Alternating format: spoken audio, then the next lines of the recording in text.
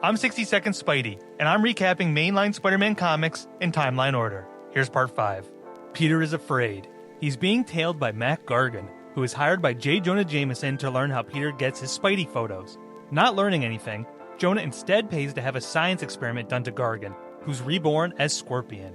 Scorpion is able to wallop Spider-Man with ease, but the scientist realizes the experiment will make him evil if he doesn't take an antidote. Scorpion refuses the antidote and starts a crime spree, but Spidey is finally able to stop him. Jonah decides to keep hush-hush about his role in this. Spider-Man is fighting bank robbers with super strength, who are actually mind-controlled super soldiers of the lamely named Crime Master. Spidey survives the encounter and finds a captured girl while searching for the gang.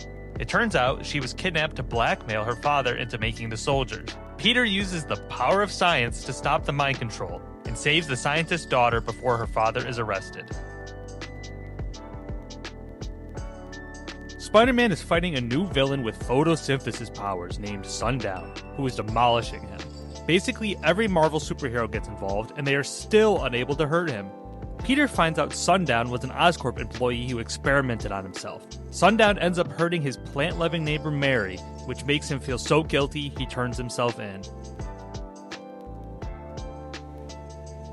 Human Torch is fighting with his jealous girlfriend Dory, who Peter ends up meeting when he finds her lost wallet, making Torch jealous. Johnny confronts Peter about it, making Betty jealous. Peter goes to Dory's as Spidey to make Torch jealous, but is attacked by the Beetle, who kidnaps Dory to make Torch jealous. Johnny thinks Spider-Man is the culprit, so they fight once again before teaming up to take down Beetle, but Dory, of course, chooses Torch over Spidey. Spider-Man is mad at Torch for always getting the glory, so he asks out his sister Sue, who accepts because she's annoyed at Reed. Spidey and Sue head out for their date while the Human Torch tells Namor Spider-Man kidnapped Sue so he can ruin it. Sue and Peter have pizza together when the Submariner shows up, ready to teach Spider-Man a lesson. The two fight until the Fantastic Four intervene, stopping the fight while Reed apologizes to Sue. Peter is at an art show when it is robbed by the Circus of Crime, so Peter swaps to Spider-Man and tracks them down. He battles with the evil Carnies, including new member Princess Python, who traps him in a room with a giant snake. But luckily, infighting leads to the arrest of the Carnies. They are pretty lame villains, huh? Spider-Man is fighting the boy-turned-bat named Batwing, who he learns wasn't able to be cured by Dr. Kurt Connors. Peter tracks down Batwing's mom, but she doesn't want her now animal son. Meanwhile, Flash Thompson is investigating a Spidey doppelganger burglar, who turns out to be their grieving classmate Jason. Peter finds Batwing down at the docks, but luckily the boy's mom changes her mind, causing Batwing to turn into a real boy again. The Green Goblin is trying to take over Lucky Lobo's mob, so he throws his new pumpkin bombs into all their bases. Spider-Man jumps in to help people, but is quickly blamed, so he fights the mobsters, while pausing to call Aunt May, telling her that he will be home late. Spidey eventually realizes Goblin was behind this, but Norman learns his plan has backfired, and the gangs were all arrested after a tip to the police from Frederick Foswell, who's back from jail.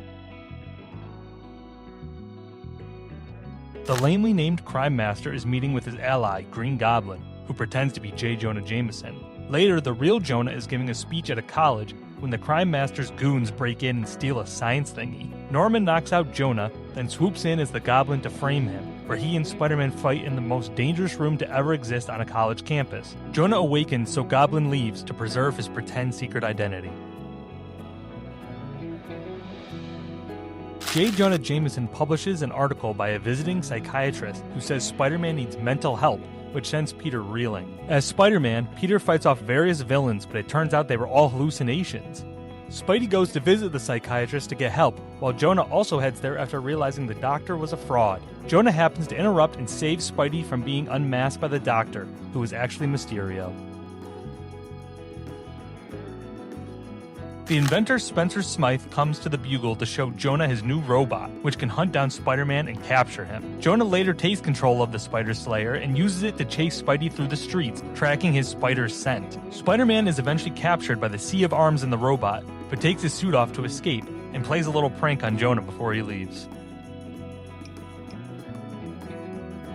Crime Master is blackmailing Green Goblin into working for him. Spider-Man tries to track down the Crime Master, but is attacked and knocked out using poisonous gas. Green Goblin refuses to work for him, then captures Spidey to sway the gang to his side. Just after Goblin is named leader of the gang, Spider-Man wakes up and fights off the criminals as he chases Crime Master down, who escapes yet again, but is arrested by the police after a tip from the Bugle. Thanks for watching part 5 of my Spider-Man timeline recap. Like, follow, and subscribe as I post daily shorts and long-form compilations.